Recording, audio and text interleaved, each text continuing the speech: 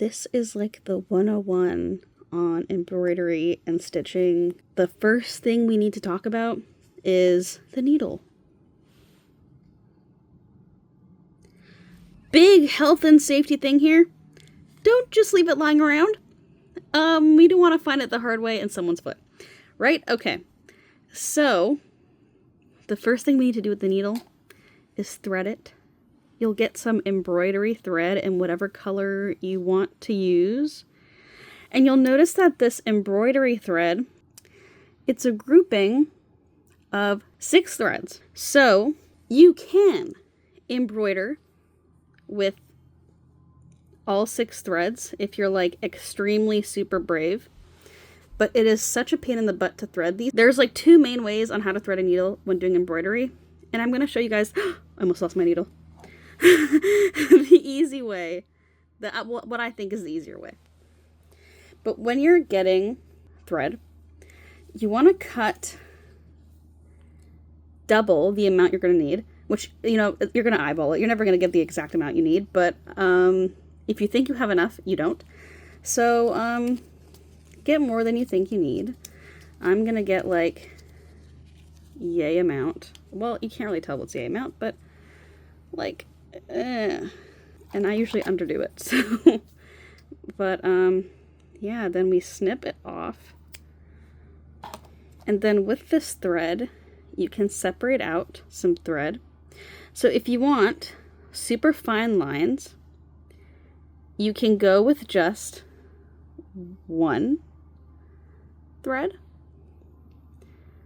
2 will give you still a pretty fine line, like medium thickness line.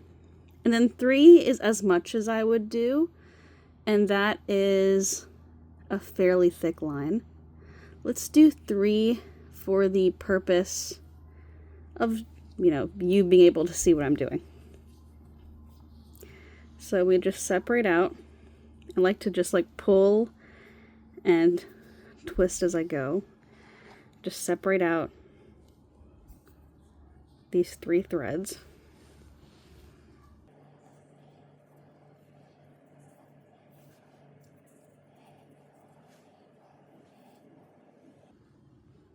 Okay.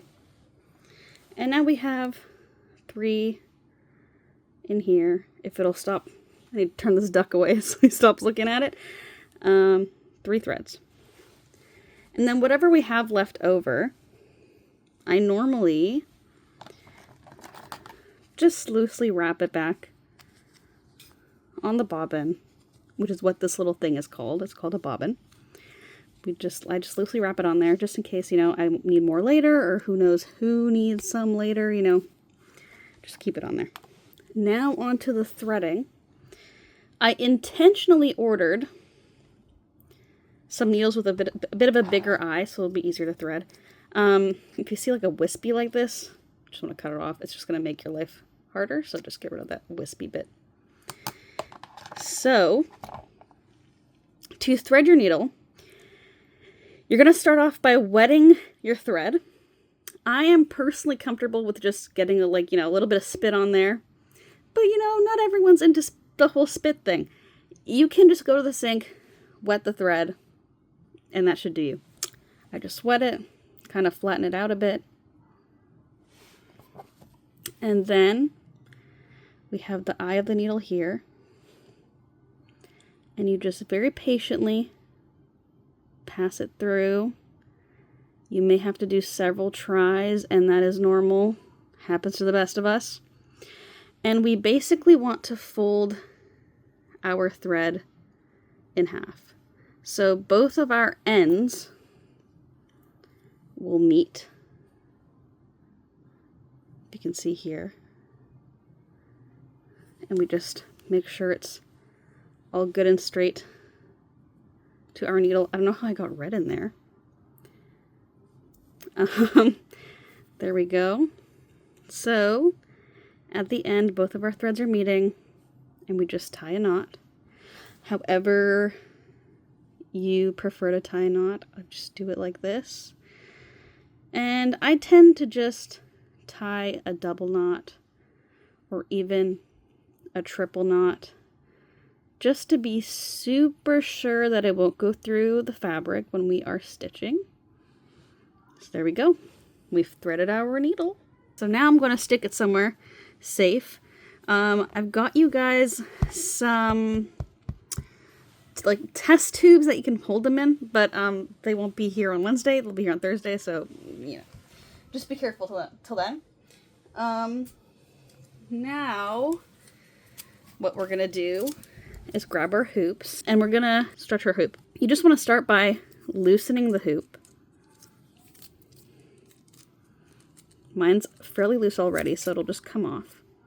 And you want to take this inner ring, and this is like, it's so, like, this is a really bad way to show it because I'm showing it like in the air, but you would put this inner ring down on your surface, take your fabric, you want to place the fabric kind of centered on your inner ring. So you want about an equal amount of fabric on each side of this ring. Then you'll take the outer ring and just place it over your inner ring. And you'll have something kind of like this. So now you'll want to start to tighten the ring. Tighten it about halfway, like it's starting to kind of feel like it's, getting slower as you tighten. And just start to pull evenly at each edge of the ring on the fabric so that it tightens on the hoop. So you want to get all these wrinkles out. So we're looking a bit less wrinkly now. We're going to tighten a bit more. These wood ones can be kind of a pain to tighten. You should be able to do it by hand. We got a little bit tighter, so I'm just going to go around again and just pull on each edge equally, getting rid of any wrinkles, just trying to get the fabric tighter. And I think I can still get a bit tight. If it's tight enough, you should not have so much give, and it should kind of sound like a drum when you hit it. So we still have some room to go, so I'll get even tighter. You should not be having to get this tight. I'm using a type of fabric that just tends not to be super tight, and I think my hoop is also just getting there, And I think we're good on tightness. I'm doing this like a mile away from my face, so hopefully I can do like straight lines. You're going to do 5 lines. 1 is going to be for your running stitch. 1 is going to be for your back stitch. I'm going to have y'all discover a stitch on a website that I'll put on the screen. I will also, don't even worry about it. We'll talk about it, and I just put it there just for your reference later on. But then you will teach this stitch that you discover on that website to someone else, and to 2 other people, and then you'll learn 2 stitches from other people. So just prepare those lines. But don't worry about this until we get to it. Don't worry about this now. Just make sure you have 5 lines. I'll also give you a circle of fabric. So just leave enough space at the bottom for that circle of fabric as well. This first one we can label running stitch. This second one we can label back stitch. And then that circle we're going to be labeling whip stitch. And I'll have a paper, a diagram on screen of this setup, but I just wanted to show me doing it. Let's start with our running stitch. So with the running stitch, it is super simple. We just start putting our needle in through the back, and then we pull our thread all the way through, and your knot should be there on the back, and then we go a stitch length, however long you want your stitch to be, but I would say ideally for this practice sheet, let's say about a centimeter. I think that's like a centimeter, right? You go back in, And so your thread is back in the back of the fabric. And then you'll come back up again, another centimeter-ish length. And you'll go in after another centimeter.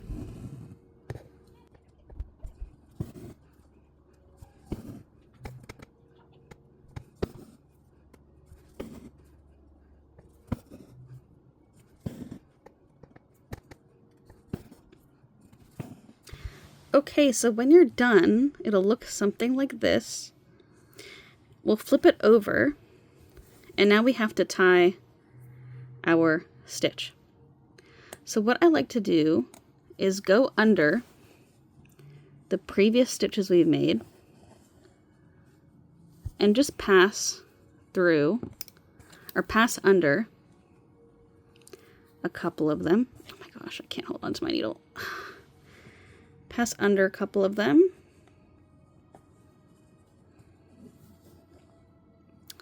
And then we'll get to this one that we just passed under. And we're making a loop. We want to stick our needle through that loop, which will make another loop. And we'll stick that needle through that other loop as well. Hopefully your knot looks a little better than mine. Mine's a bit loopy still. Another way you can do it is to just cut off a length of your, and this is useful if you don't have enough thread left to make a loop. Just cut this off. Okay, I've repositioned you guys because my back was killing me. Okay, so you're going to take your 2 halves and you're just going to tie them like you would any regular old knot. Just loop it under and pull. And you want to probably do that a couple times, and then you can take the scissors and just snip off the excess. That is our running stitch. The back stitch starts very similarly to the running stitch. So we come up from the back at the beginning of our line. We come out, we go back in after about a centimeter, come back out again, just like the running stitch, but instead of going forwards, we're going to go back right into the hole of our last stitch. And we're going to do this for the next stitch too, coming up and going back in.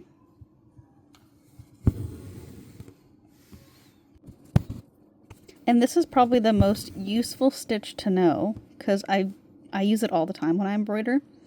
And you can embroider on literally anything. Like right now I'm embroidering my backpack and I'm working on the outline of what I'm embroidering, and I'm using a back stitch for that outline. And I will probably use a back stitch to fill everything in too. If you pay attention to any stitch, this is the one to know.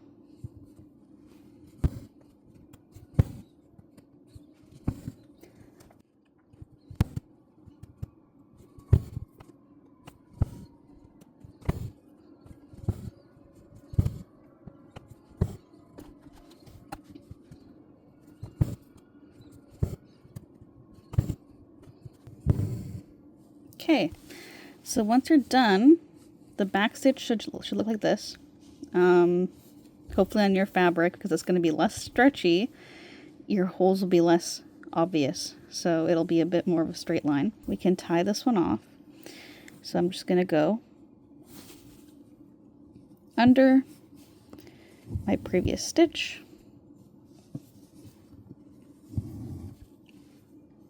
go under one more time. Oh. So it's going to make a loop. We're going to go through that loop and then through this loop. And there we go. That's a better looking knot. The last stitch I'm going to teach you is the whip stitch. This stitch is super useful for when you're attaching a piece of fabric to another piece of fabric. You might notice mine's a bit wrinkled here. Yours probably will be too, because they're all kind of like thrown into a box. But what you can do to help unwrinkle the wrinkle is just get it a bit wet.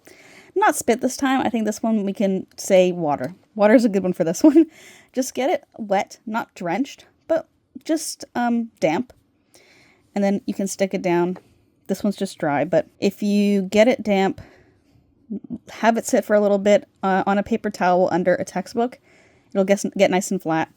Or you can even put it while it's still damp on to fabric, and it'll help it stick a bit easier to the fabric. But with the whip stitch, so we're going to start at an edge, and you want to get your needle, which is tied at the end, of course. You're going to get your needle just next to the fabric that you're attaching, but not through it. Just right next to it. You're going to come up, and then you're going to do about a stitch length straight into the fabric. You're going to come up another stitch length next to it and go straight. And you might want to rotate your hoop as you're doing this so that it stays straight. And you want to keep the distance as equal as possible between these stitches. It happens where it isn't. Just try to pay attention and keep it in mind. I know I'm guilty of not being so even, and you'll see that in my example. Yeah, just keep going around in a circle, getting these stitches in. And if you're doing it right, and this is why it's called the whip stitch, when you flip it over, you'll see that these lines become diagonal, as opposed to the straight ones that are on the front. This stitch, I find, is a lot easier to underestimate your thread for. So just be mindful of how much thread you have left. I feel like right now I'm getting a bit short on thread. Oh, this stitch was a bit short in general. Getting a bit short on thread. So I'm just going to come to the back here, bring my needle under a couple stitches that I have done prior.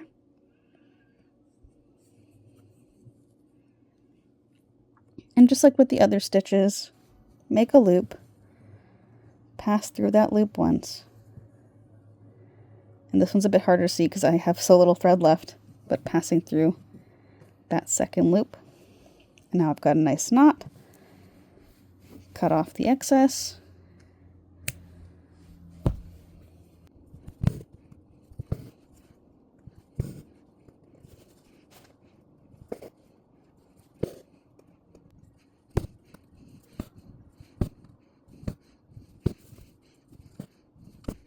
Getting to the end here, turning it over, just getting it through those stitches, making a loop, and tying our loop off, and then giving it a snip. So in the end, your whip stitch should look something like this. Hopefully a little bit cleaner than mine looks, but you know, because you're going to spend a lot more time on it, going to be super considerate about your placement, all that good stuff. I believe in you. You should have this running stitch, back stitch, whip stitch. When you're done, just let me know, have me come check it. And then once we have enough people kind of on that track, then I'll explain the next thing. So for now, running stitch, back stitch, whip stitch.